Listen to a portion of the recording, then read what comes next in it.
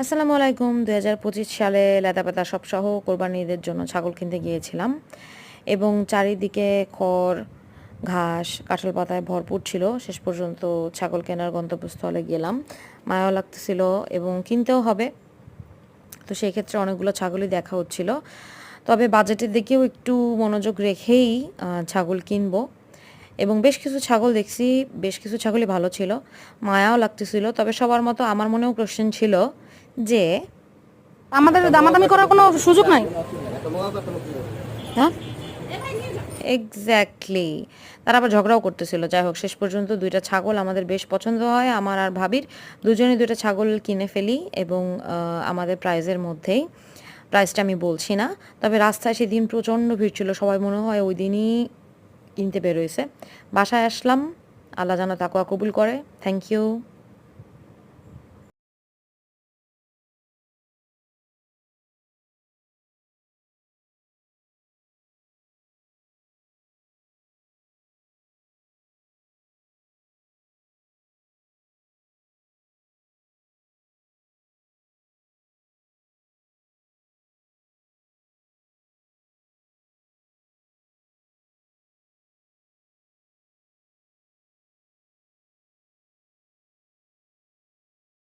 আমাদের দামাদামি করার কোনো সুযোগ নাই।